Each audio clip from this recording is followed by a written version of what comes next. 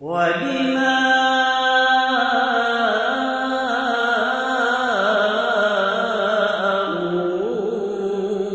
أنفقوا من أموالهم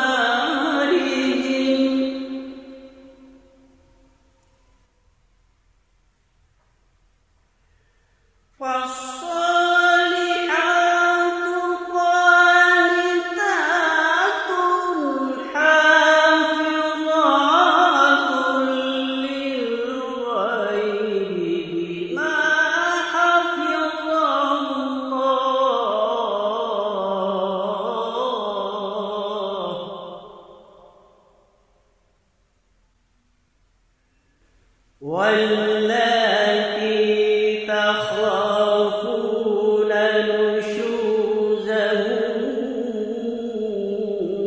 فعظوهن واهجروهن في المضاجع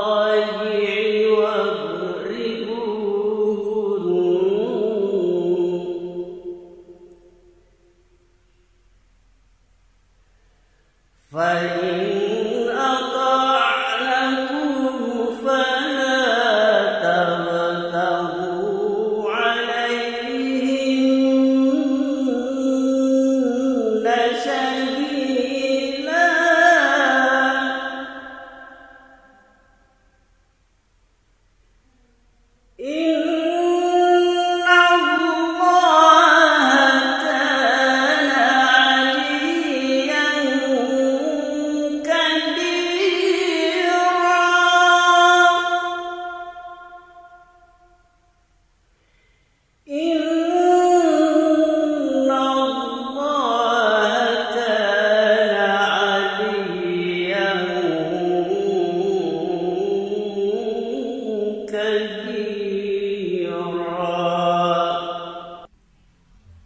Alhamdulillah.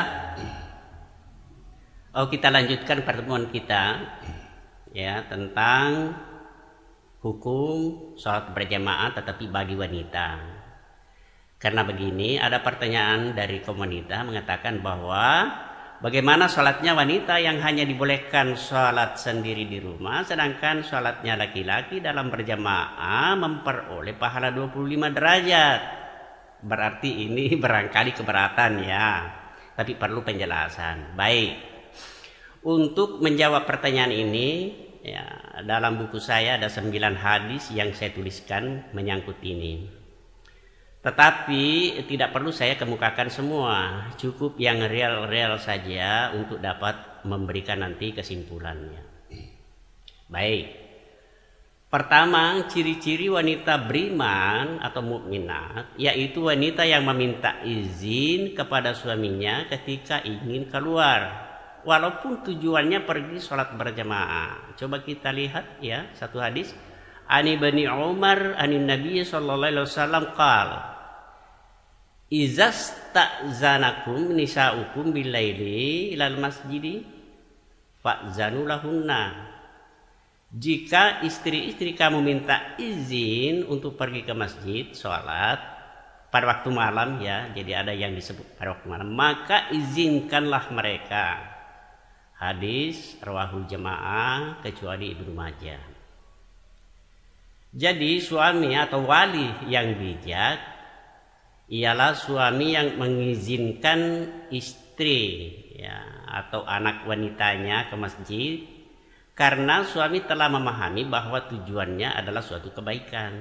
Sisa sekarang suami harus mengingatkan agar tidak melanggar adab-adab yang diajarkan Nabi untuk pergi ke masjid ya. Nah, mari kita lihat penjelasan ini. Perkataan Nabi sallallahu alaihi wasallam, izasta'zanakum nisa'ukum billaili ilal masjid. Jika wanita-wanita kamu minta izin keluar masjid pada waktu malam, fa'zanu lahunna. Artinya maka izinkanlah dia. Jadi bukan waktu malam yang dipermasalahkan hadis ini, tetapi soal izin suami. Karena riwayat-riwayat yang ada itu tidak menyebutkan juga di waktu malam kecuali hanya riwayat ini ya. Nah, Imam Nawawi memberi komentar bahwa dengan hadis ini menjadi dalil tentang dilarangnya wanita meninggalkan rumahnya tanpa ada izin dari suaminya. Dalam pengertian bahwa secara umum ya, bagi wanita diberi kelonggaran untuk bisa sholat berjamaah di masjid, tetapi bukan kewajiban. Karena lantaran wanita diberi kelonggaran, maka yang menjadi hukum di sini yaitu izin suami. Nah, pemirsa, dari kedua tambahan hadis di atas sudah semakin jelas bahwa nilai sholatnya wanita lebih utama jika dilaksanakan di kamar ya, atau di bilik-bilik rumahnya daripada sholatnya di masjid, walaupun sesungguhnya mendapat izin dari suami mereka. Ini poin yang perlu dicatat ya, pemirsa.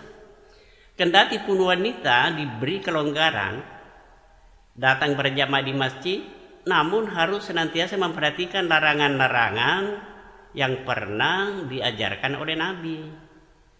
Coba kita lihat ya. Ketika Nabi SAW berkata aswabat bahura, memakai wangi-wangian, maksudnya wanita yang suka memakai wangi-wangian ke masjid, fala tashhadannah, maka jangan hadir. Maksudnya lebih baik jangan hadir sholat di masjid. Nah, inilah yang menjadi dalil bahwa kedatangannya wanita muslimat ke masjid, mereka tidak boleh memakai wangi-wangian yang menyebar baunya karena dapat mendatangkan fitnah. Meskipun sebenarnya ini bukan larangan haram, tetapi dalam hukum disebut larangan tanzih. Ya, sebab kalau seorang wanita senang sholat berjamaah di masjid, tentu tidak perlu bosan-bosan minta izin sama suami, ya. Jadikan ini sebagai ladang amal supaya tetap terpelihara dari pelanggaran-pelanggaran yang dapat menghancurkan nanti nilai ibadah.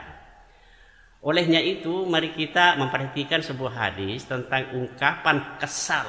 Jadi ada rasa kesal Aisyah ketika melihat banyak wanita-wanita ke masjid tidak lagi mentaati aturan sesuai yang pernah diajarkan oleh Rasulullah SAW. Seperti dalam hadis mengatakan misalnya tuh, andai kata Rasulullah SAW menyaksikan ulah kaum wanita dalam kondisi seperti ini, pastilah Rasulullah SAW melarang wanita-wanita pergi ke masjid. Ya. Nah, sekarang kondisi apa yang dimaksud oleh Aisyah? Kemudian dalam lafaz lain, ya, Aisyah mencontohkan tentang sifat Bani Israel. Dikatakan begini, jadilah perempuan-perempuan Bani Israel memakai sandal dari kayu yang mereka jadikan kemuliaan, berjalan ke masjid, ya. Faharramallahu alaihinnal masajidah, maka Allah mengharamkan atas mereka datang ke masjid-masjid. Begini ya, sandal dari kayu itu merupakan pakaian kerjaan yang dibangga-banggakan bagi mereka. Jadi wanita Bani Israel datang ke masjid suka memamerkan pakaian kebanggaannya. Hal-hal beginilah yang dilarang. Nah, kalau kita sekarang bukan sandal, tetapi biasanya muncul persaingan membanggakan talkum, ya, yang kadang nilainya tidak tanggung-tanggung. Ingat ya, yang saya maksud di sini bukan soal mahalnya, silahkan pakai yang lebih mahal lagi, yang penting ada uang. Ya. Yang dilarang adalah membanggakan sesuatu dan membuat orang lain merasa minder dengan kita. Itu yang dilarang itu. Pemirsa, meskipun riwayat ini adalah istilahnya dikatakan mauquf ya dari Aisyah, akan tetapi sanadnya sahih. Oleh karena itu hadis Aisyah ini dapat dijadikan pelengkap atas kekesalan Aisyah melihat ulah para wanita ke masjid tanpa mengikuti lagi adab-adab yang sudah diajarkan oleh Rasulullah SAW. Jadi kesimpulannya, Semua hadis-hadis dalam bab ini setelah kita baca, maka ada 3 bagian penting yang harus diperhatikan. Pertama, seorang suami tidak boleh melarang para wanita atau para istri keluar ke masjid untuk sholat berjamaah sepanjang niatnya ya semata-mata ingin memperoleh pahala dari Allah Subhanahu wa taala. Apalagi jika ia datang untuk mengikuti kajian-kajian Pak Ustaz yang berkaitan dengan tuntunan ibadah.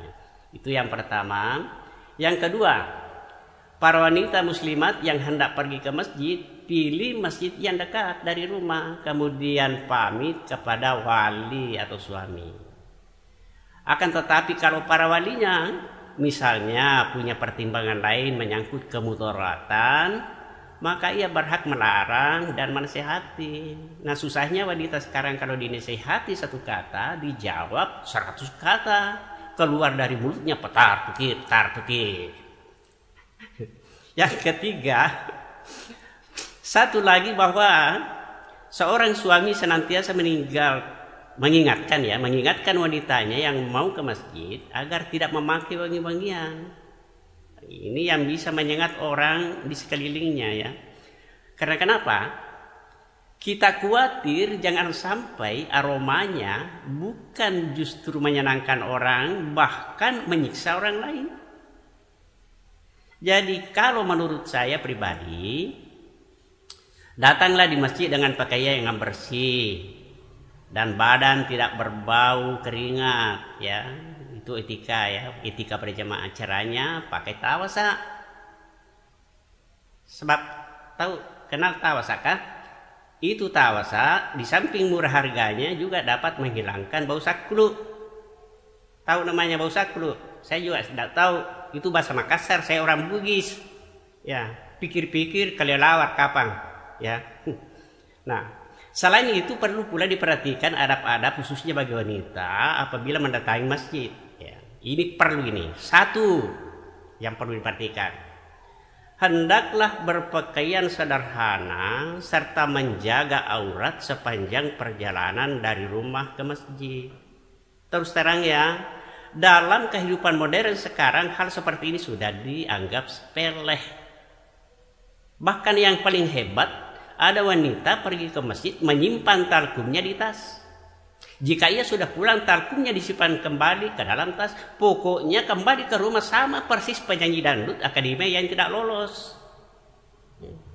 Itu yang pertama. Yang kedua, maaf ya, jangan sekali-kali memakai wangi-wangian yang bisa menjadi perhatian orang di sekelilingnya. Sekalipun aroma asli buatan dari tanah Arab, ya ingat itu ya. Jadi bagi saudara yang baru pulang dari haji, ingat itu. Jangan sampai ya ini mengganggu orang lain. Apalagi kalau hanya memakai produk wangi-wangian campur aduk, itu bisa membawa COVID itu. Ya, hati-hati itu. Ya. Yang ketiga, jangan keluar dari masjid melalui pintu yang dilalui oleh kaum lelaki bersamaan dalam pengertian berdasarkan. Itu salah lagi. Ya. Sama halnya jika misalnya kebetulan berjalan ke masjid berbarengan laki-laki, apa itu mahram atau bukan? Menurut aturan, biarkanlah laki-laki lewat lebih dulu, baru menyusul wanita. Begitu, ya. Nah, walhasil, kaum wanita yang memperhatikan adab-adab yang saya kemukakan ini barulah bisa disebut muslimat yang meyakinkan. Nah, silakan tinggal di masjid bagi kaum muslimat mengikuti tausiah, kajian-kajian untuk menambah ilmu. Tetapi ingat, jika ceramah sedang berlangsung, hentikan dulu berzikir. Apalagi serius membaca Al-Quran sementara berlangsung ceramah. Lebih celaka lagi jika dijadikan kesempatan di balik tirai ya, sebagai tempat gosip. Ya, tapi saya kira ini Pak Ustaz ya, saya kira tidak ada begitu. Yang ada terjadi di kolong langit sana, bukan di sini. Di kolong langit itu sampai di sini. Ya. Nah, jadi begini ya, alhamdulillah hal inilah merupakan jawaban bagi pertanyaan wanita kenapa katanya tidak seimbang, laki-laki dapat 27 derajat, 25 derajat sedangkan wanita di rumahnya. Oke. Alhamdulillah sudah selesai dengan ringkas. Semoga bermanfaat untuk kita semua. Demi keselamatan keluarga baik di dunia maupun di akhirat. Allahu a'lam bishawab. Subhanakallahumma bihamdika asyhadu an la ilaha illa anta astaghfiruka wa atubu ilaik. Assalamualaikum warahmatullahi wabarakatuh.